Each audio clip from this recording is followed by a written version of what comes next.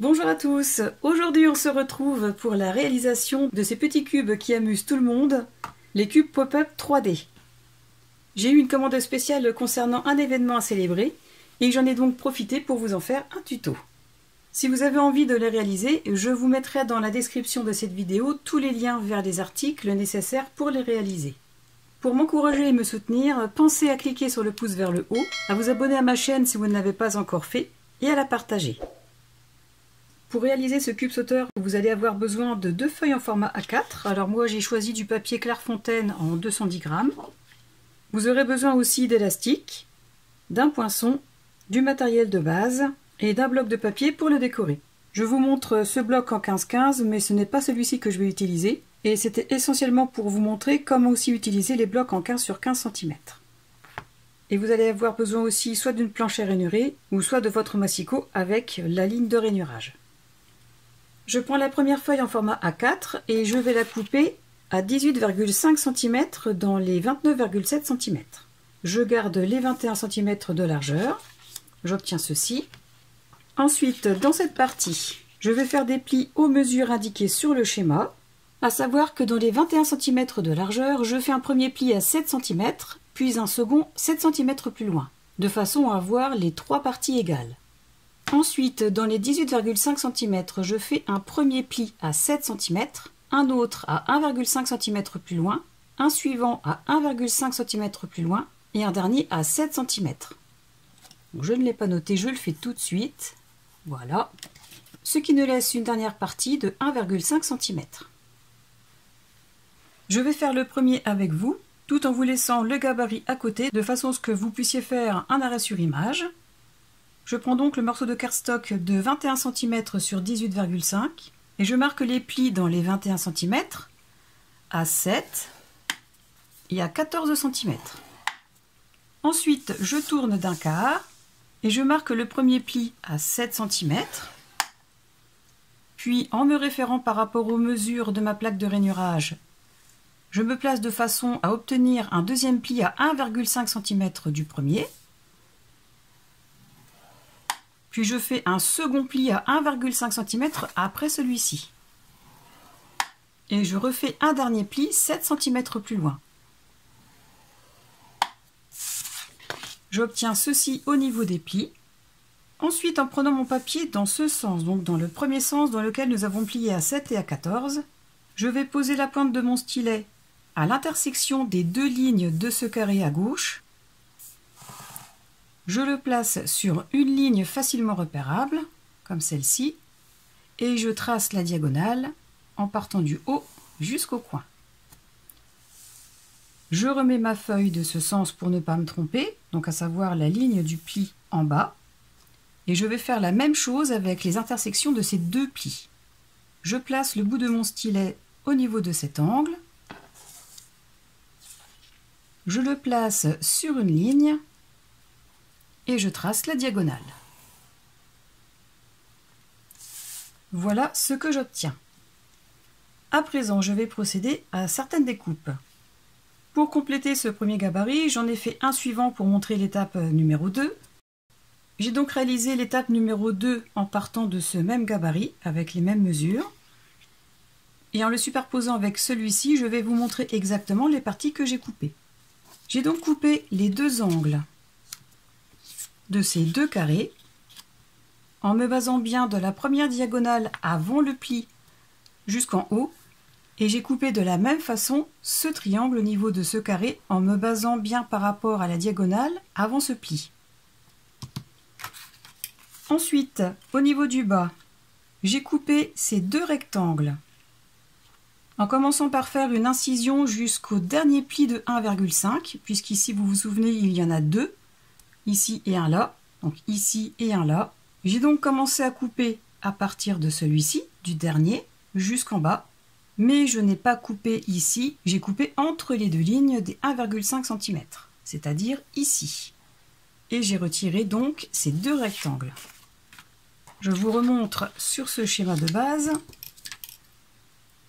J'ai donc coupé à partir de là jusqu'en bas. J'ai fait pareil de ce côté. Mais par contre, ici, je n'ai coupé qu'à partir de là. Entre les deux plis de 1,5. J'ai fait pareil de ce côté. Et je n'ai retiré que ce rectangle.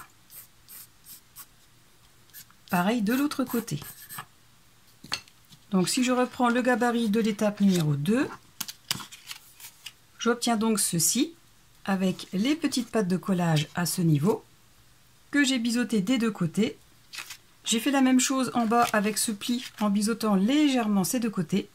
Et ensuite ici, j'ai simplement plié au milieu des deux plis de 1,5 et j'ai biseauté légèrement les angles. Je vais vous montrer avec ce papier. Je commence tout d'abord par couper les diagonales en partant du premier pli de ce carré jusqu'à l'extrémité du pli ici. Comme ceci. Et la même chose de ce côté. Je prends l'extrémité du pli de ce carré jusqu'à l'extrémité de ce premier pli, ici.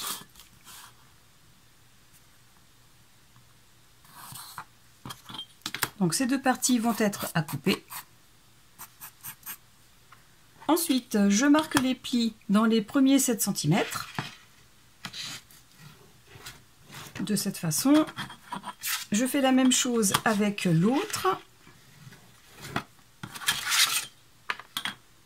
Ensuite, je repositionne ma règle au niveau de ce pli. Je vais couper jusqu'à celui-ci, au niveau de la diagonale et du carré. Et je vais couper de ce point jusqu'en bas. Je fais la même chose de ce côté. Donc je vais couper jusqu'ici.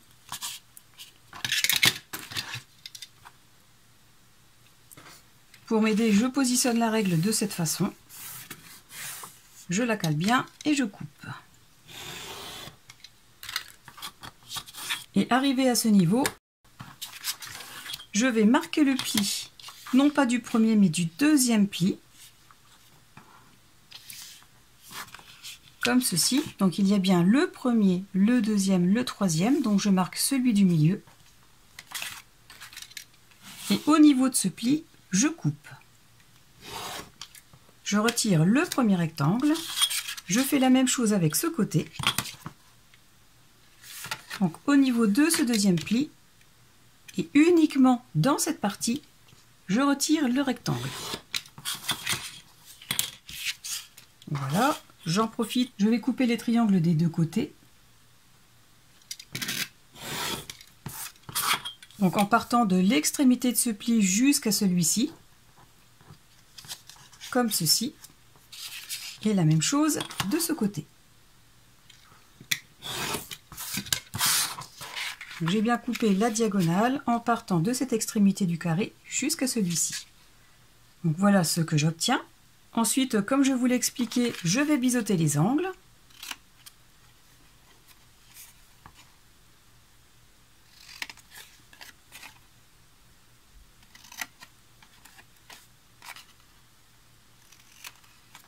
Je le fais légèrement aussi en bas.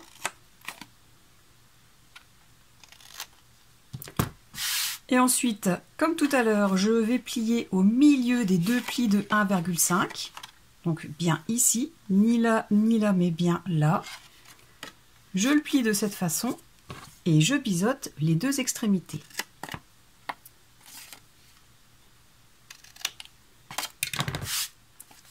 Donc voilà ce que l'on obtient. Et je vais faire la même chose avec la deuxième feuille. Les deux parties du cube sont prêtes, donc je vais marquer les plis déjà brièvement avec les doigts, en faisant en sorte quand même de bien respecter les plis. Alors comme ici c'est du 210 grammes, il n'y a pas forcément besoin de les plier avec la règle et le plioir, mais par contre, comme pour ici, bien respecter les angles droits et réajuster les plis au besoin. Donc, pour cette partie, je commence à faire un premier pli dans ce sens. Ensuite, la diagonale, je la ramène vers moi, en faisant en sorte de bien respecter l'alignement avec le côté du carré, comme ceci, et je replie la patte de collage ici. Donc normalement, si les plis sont bien faits, tout doit être aligné comme ici. Je fais la même chose avec ce côté, je ramène ce triangle vers l'intérieur du cube, comme ceci. Je plie la diagonale vers moi en m'alignant bien avec le bord du premier carré et je ramène la pâte de collage à l'intérieur.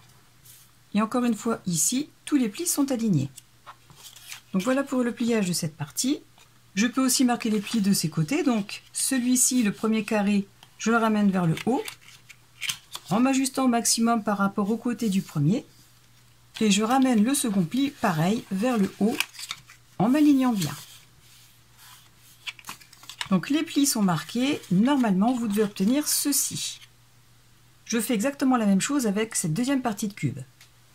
Alors j'ai déjà vu plusieurs façons de mettre en place les élastiques pour donner l'effet pop-up sauteur de ce cube, car tout dépend des élastiques que vous avez. Donc moi j'ai choisi de prendre ceux-ci, les élastiques de la marque We Are Memory Keepers. Ils sont assez petits et avec une certaine élasticité. Mais vous avez aussi ce genre d'élastique, plus grand et plus souple. Donc suivant les élastiques que vous avez, vous pouvez opter pour l'une ou l'autre solution. Je vais commencer par vous montrer celle pour laquelle j'ai opté. Donc avec ces élastiques-là. Et tout en montant les cubes, je vais vous expliquer à quel endroit placer ce genre d'élastique. Donc pour commencer, vous avez certainement remarqué que j'ai fait des marques ici. Et bien parce que c'est tout simplement à cet endroit que je vais les percer. Donc je prends ma partie de cube, je le place sur quelque chose de mou. Donc moi j'ai pris ma gomme à colle. Et je vais poinçonner au niveau de la marque. Je fais la même chose avec cette deuxième partie de cube. Et ensuite, à l'aide d'un outil, j'agrandis le trou.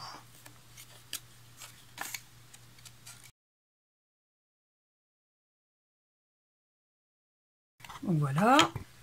Avant de continuer, je voulais vous donner une petite information supplémentaire concernant ce pli que j'ai coupé des deux côtés. Il ne faut surtout pas hésiter à couper encore un peu plus, de façon à ce que quand le cube va se replier, ça ne gêne pas comme dans celui-ci. Je vais essayer de vous montrer. Là, vous voyez à l'intérieur, le pli, donc qui correspond à celui-ci, à ça, est plié ici, parce qu'il n'est pas assez coupé. Ce qui fait que quand on veut aplatir le cube, eh bien, nous avons ceci, ça ne peut pas se faire. Alors que si je recoupe encore un peu, bon là je vais le faire parce que c'est un gabarit de toute façon. Donc je passe par l'intérieur, je recoupe davantage la diagonale et on constate que plus de soucis. Le cube se replie très bien. C'est toujours drôle. Donc du coup, avant l'assemblage, je reprends ces deux plis et je les retaille davantage en biseau. Comme ceci et comme ceci. Donc si je me place par rapport à mon tapis de découpe, je dirais que j'ai retiré environ 1,5 cm de chaque côté. Voilà, je fais la même chose de ce côté. Je retaille davantage le biseau.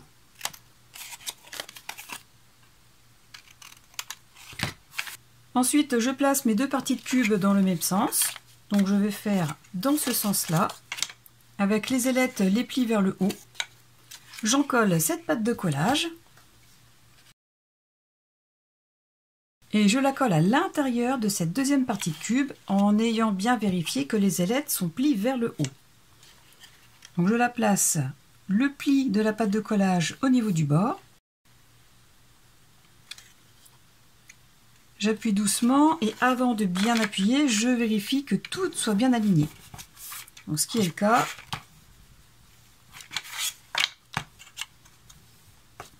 Donc voilà. Ensuite, concernant mon élastique, donc il est relativement court et pas aussi souple que celui-ci, donc je vais le couper. Je fais un nœud à son extrémité.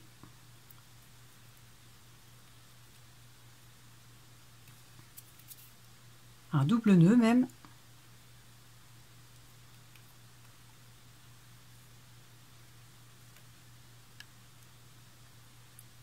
Voilà.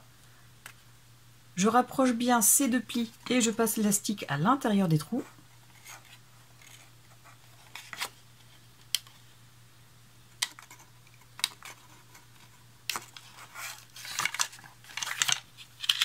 comme ceci. Alors il est possible de mettre un bout de scotch ou de mettre des agrafes, mais honnêtement je pense que simplement un nœud, ça va suffire à maintenir l'ensemble. Je coupe le morceau d'excédent de l'élastique. Ensuite, je replie ces deux parties de cette façon.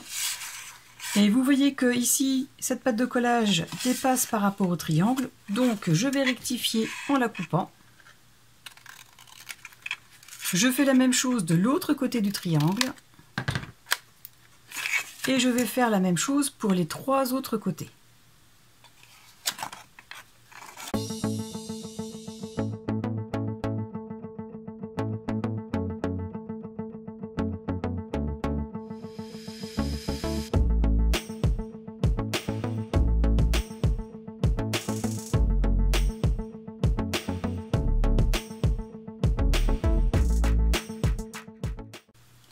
De cette façon, je vais pouvoir coller les deux pattes de collage sans générer de gêne à ce niveau.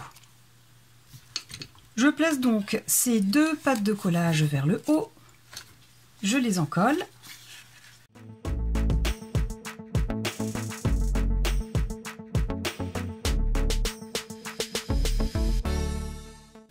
Je remonte cette partie de cube, je fais en sorte de placer les deux pattes de collage en dessous de cette petite montagne formée. Donc je les passe comme ceci en dessous.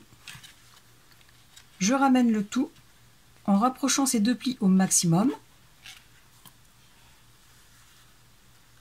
J'aligne bien les pattes de collage avec les extrémités du cube. Donc je place bien les pattes de collage en dessous de la petite montagne. J'aligne le second côté.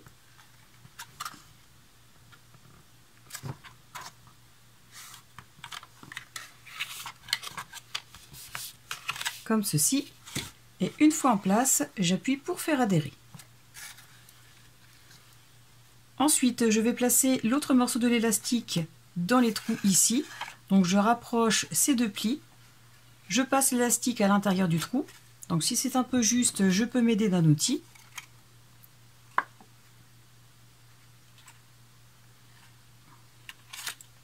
Comme ceci. Ensuite, je vais replier cette première partie de cube et je vais tendre l'élastique de façon à ce qu'il soit assez tendu, mais pas trop pour ne pas se casser. Et après, concernant la tension, je ne pourrai pas vous donner de valeur quelle qu'elle soit, étant donné que chaque élastique est différent. Ce sera donc à vous de juger de la bonne tension. Vous pouvez faire un test en soulevant légèrement la main, voir si cette partie du cube vient tout seul ou pas. Donc moi je pense que comme ça, c'est pas trop mal. Donc à partir de ce moment-là, je peux faire un double nœud, comme pour l'autre côté.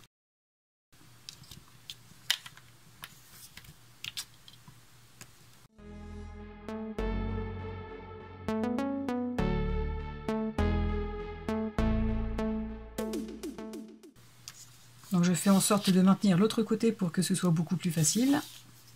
Donc voilà. Je coupe l'excédent de l'élastique, comme ceci. Ensuite, je vais ramener ces deux ailettes, non pas vers le bas comme pour l'autre côté, mais vers le haut, étant donné que ces deux parties sont à l'opposé. Donc je ramène les deux ailettes comme ceci. J'en colle les deux pattes de collage, tout en maintenant bien sûr cette partie.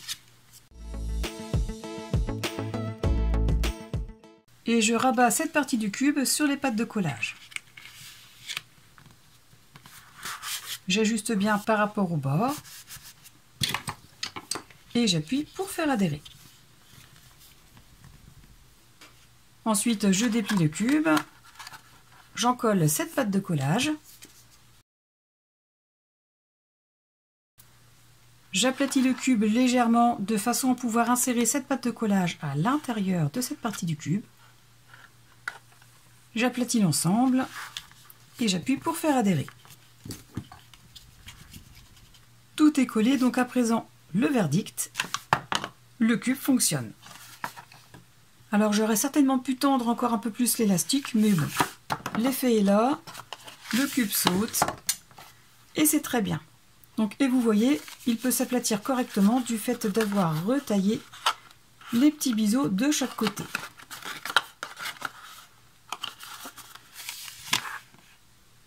Je vous avais aussi parlé d'une autre façon d'installer les élastiques à l'intérieur des cubes, mais j'ai oublié de le faire en parallèle avec cette première façon. Et entre nous, celle que je préfère, eh bien, c'est celle-ci, parce que l'autre nécessite 2 élastiques. Et encore une fois, tout dépend de l'élastique que vous utilisez. Donc, pour moi, cette méthode est vraiment la plus simple à réaliser. Alors, juste pour le plaisir, je vais vous remontrer encore une fois tous les cubes sauteurs ensemble. Voilà, donc je ne sais pas vous, mais moi, franchement, je trouve que l'effet est là, et c'est vraiment super sympa. Alors, concernant la décoration, comme je vous l'ai suggéré tout à l'heure, vous pouvez très bien vous servir de vos blocs 15-15 en coupant des morceaux adaptés aux faces de ces cubes. Donc, pour ça, ce n'est pas très compliqué. Vous mesurez vos cubes. Là, par exemple, celui-ci fait bien 7 cm sur 7 cm, donc il vous suffit de couper un carré de 6,8 sur 6,8 et de le coller. Alors, vous pouvez très bien les décorer une fois terminés, en les aplatissant simplement, donc en mattant cette partie, en retournant en faisant les 2 autres. Ou alors, vous pouvez aussi très bien les décorer au moment où on assemble les 2 parties du cube, où on colle la petite languette. Mais bon, vous voyez que même une fois qu'ils sont formés, il n'y a rien de compliqué, il y a juste à aplatir. À la limite, vous pouvez prendre quelque chose avec un poids et puis mater de façon un peu plus simple cette partie. Faire comme ça de l'autre côté, etc. Donc moi, étant donné que c'est une commande un petit peu particulière, je ne vais pas les mater avec cette collection. Donc comme c'est pour offrir et que la personne est susceptible de regarder ma vidéo, je ne vais pas vous montrer les cubes terminés. Mais après voilà, c'est comme bon vous semble pour la décoration. Vous pouvez très bien simplement rajouter des petits carrés. Ou alors en plus des petits carrés, rajouter des petits éléments. Voilà, c'est libre à vous. Le but de ce tuto était de vous montrer comment réaliser ces petits cubes sauteurs. Et c'est chose faite. Donc je vais continuer cette vidéo en vous montrant comment je vais réaliser la boîte pour les contenir. Alors là, j'en ai 5, dont un qui est un prototype. Mais bon, je vais quand même l'inclure dans ce tuto pour déterminer les mesures de la boîte. Donc je vais vous expliquer la réalisation juste après. Pour réaliser la boîte qui va accueillir les cubes sauteurs, j'ai simplement pris l'ensemble de mes cubes que je veux mettre dans la boîte.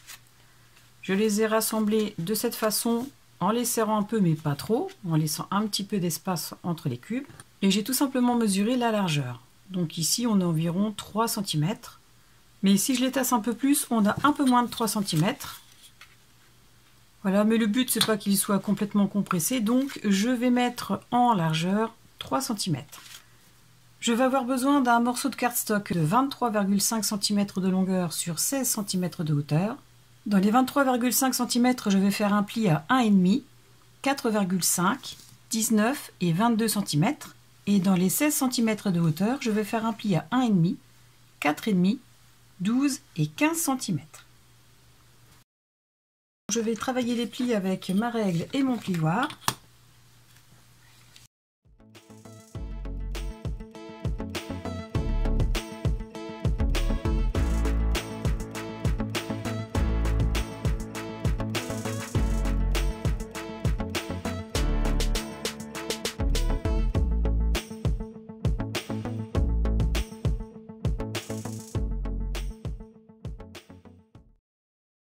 Une fois tous les plis marqués et travaillés, je vais retirer certaines parties.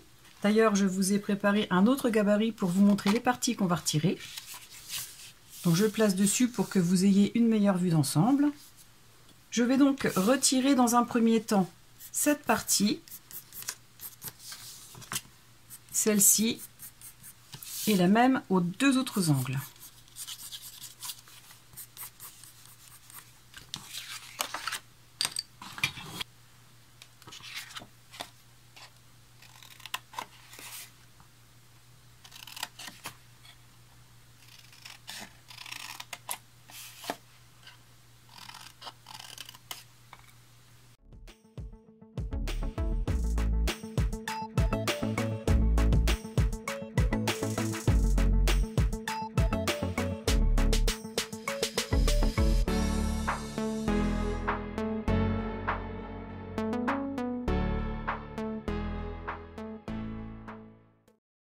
Voilà ce que j'obtiens et je vais maintenant couper à ces endroits pour créer les petites languettes.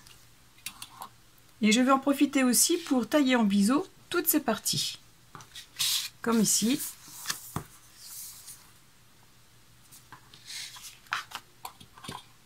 Donc je coupe le long de cette ligne de pli. Je taille en biseau cette partie, celle-ci, légèrement ce côté, pareil pour ici. Je taille en biseau ici. Je coupe le long de la ligne de pli à ce niveau et je taille légèrement en biseau ici. Je fais la même chose de l'autre côté. Une fois tous les angles biseautés, je vais commencer le montage de la boîte. Pour ce faire, je vais commencer par encoller ces deux languettes et l'intérieur de celle-ci.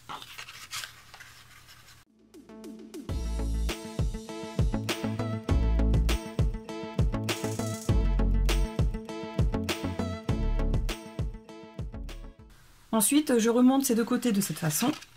Je ramène ce grand côté sur les petites languettes, comme ceci.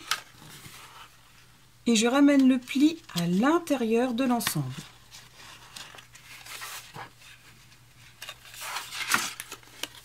Je vérifie de l'extérieur si tout est bien ajusté. Je ramène la languette à l'intérieur s'il le faut. Voilà. Et si tout est bon, j'appuie pour faire adhérer.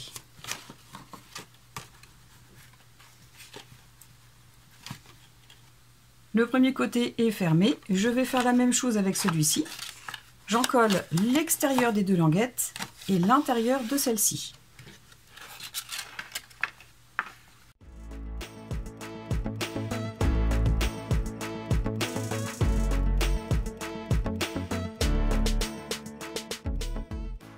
Je fais comme pour l'autre côté, je ramène les languettes à l'intérieur, je remonte ce côté dessus, je les ajuste par rapport à l'extérieur, j'appuie, pareil pour ce côté, et une fois bien placé, je replie cette partie sur l'ensemble. Et j'appuie avec mon plioir pour faire adhérer. Alors j'appuie ici, mais aussi ici, sur ces deux languettes. Et ensuite, pour finir le montage de cette boîte, j'encolle l'intérieur de ces deux languettes.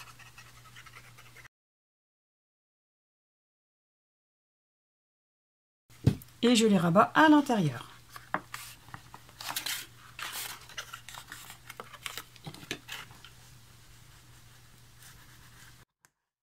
Je prends un deuxième morceau de cardstock de 23 cm sur 14,5 cm et je marque les plis dans les 23 cm à 2,5, 10, 13,2 et 20,7. Alors sur celui-ci, j'avais prévu des mesures un peu trop justes, donc je les refais sur celui-là avec ces mesures. J'ai marqué les plis aux bonnes mesures et si vous voulez décorer votre boîte, c'est maintenant qu'il faut le faire car ce sera un peu plus simple que si elle est déjà toute formée. J'encolle cette pâte de collage.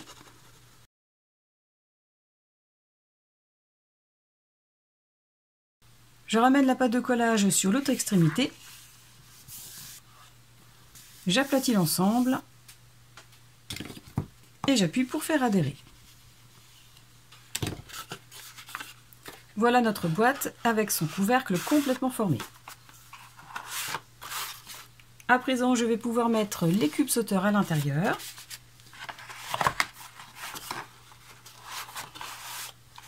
Comme ceci.